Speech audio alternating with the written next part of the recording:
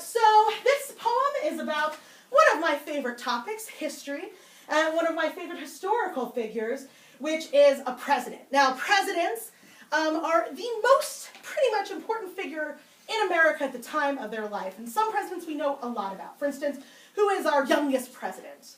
Does anyone know? Take a guess. Oh, John F. Kennedy? John F. Kennedy. John F. Kennedy, our youngest elected president. Theodore Roosevelt, actually our youngest ever president. He came in through assassination. Who was our oldest president? John Reagan. Reagan, and now it'll be President-elect Trump. What? Yes, he'll be our oldest president. That's what I say. What?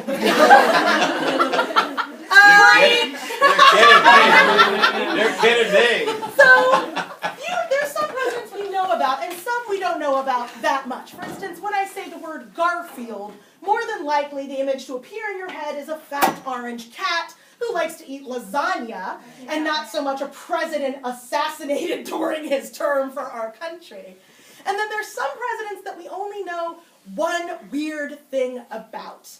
And that is what this poem is about. So I'm going to ask the question, you're going to say it back to me, and we'll start the poem. Who do we know that is our fattest president? William Taft!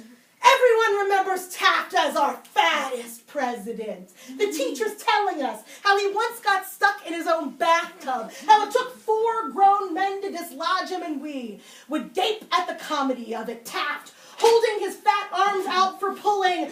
1, 2, 3, and nothing. 3 men wiping their sweaty brows going, we need another man.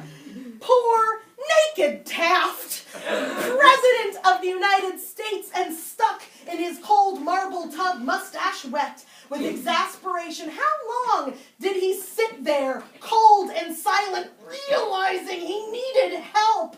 Freed, how long did he stand naked in front of these men to thank them? Or did he just dash off, modest towel fluttering behind him like a white flag? Don't think he didn't know. In college, his nickname was Big Lub.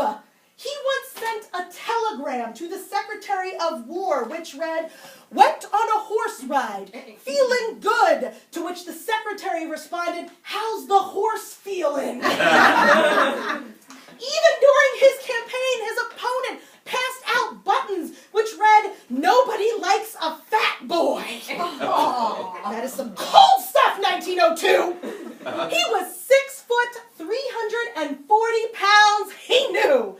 But Taft could give a damn. He was ballsy. Ballsy enough to build the White House a new bathtub. A huge bathtub. Big enough for 6 men or 1 president. Ballsy enough that when he let Wooly the cow graze brazenly on the White House lawn just so he could gulp all the fresh milk he wanted. Ballsy enough that when a New York State Senator named Chauncey Depew put his skinny hands on Taft's wide belly and asked, so what are you going to call it when it comes, Mr. President? Taft just said, well, if it's a boy, I'll call it William. And if it's a girl, I'll call it Theodora. But if it turns out just to be a fart, I'll call it Chauncey. Thank you.